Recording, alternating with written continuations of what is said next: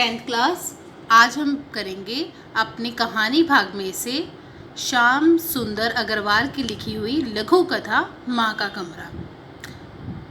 तो इसमें एक मनोस्थिति बताई है एक माँ की, जो कि गांव में रहती है और शहर में उसका बेटा उसको अपने पास रहने के लिए बुलाता है। तो उसकी मनोस्थिति का वर्णन किया गया है इस कथा में बड़े ही सुंदर ढंग से।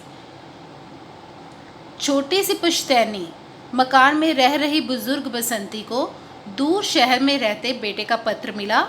माँ, मेरी तरक्की हो गई है।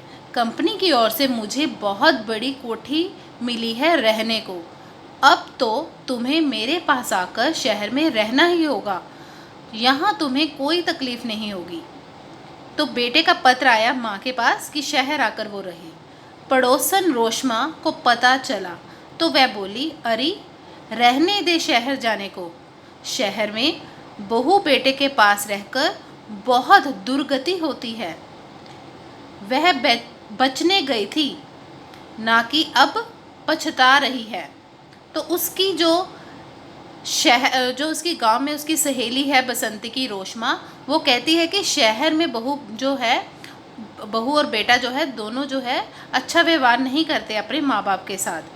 नौकरों वाला कमरा दिया है रहने को और नौकरानी की तरह रखते हैं। ना वक्त पर रोटी ना चाय, कुत्ते से भी बुरी जून है।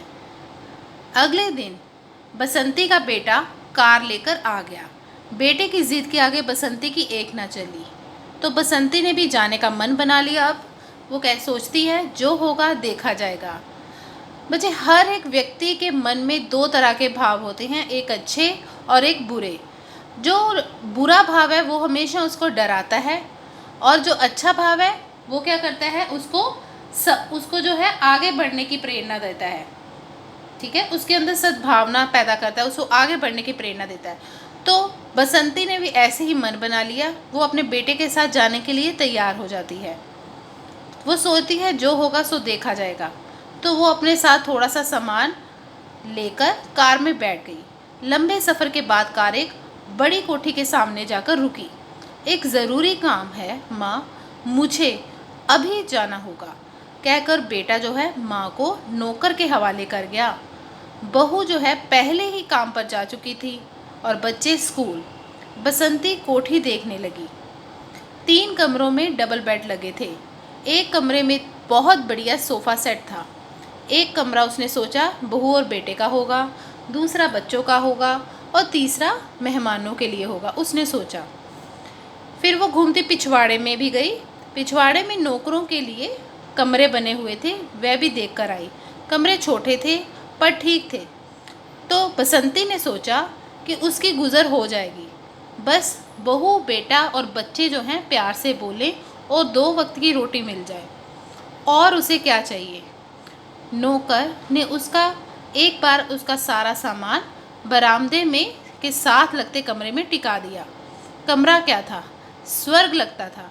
डबल बेड बिछा हुआ था, गुसल खाना भी साथ था, टीवी भी पड़ा था और टेप रिकॉर्डर भी।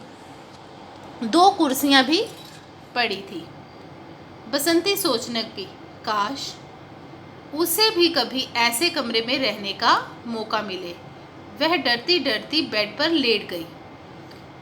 बहुत नरम गद्दे थे, उसे एक लोक कथा की नौकरानी की तरह नींद ही ना आ जाए और बहू आकर उसे डांटे।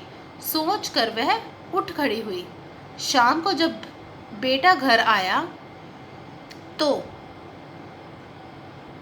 बसंती बोली, बेटा मेरा सामान मेरे कमरे में रखवा देता।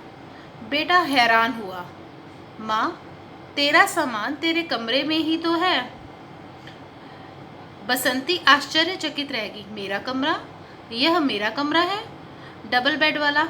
हाँ माँ, जब दीदी आती है तो आपके पास सोना ही पसंद करती है, और तेरे पोता और पोती भी सो जाया करेंगे तेरे साथ।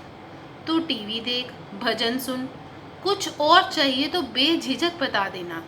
उसे आलिंगन में ले बेटे ने कहा तो बसंती की आंखों में आंसू आ गए। तो इस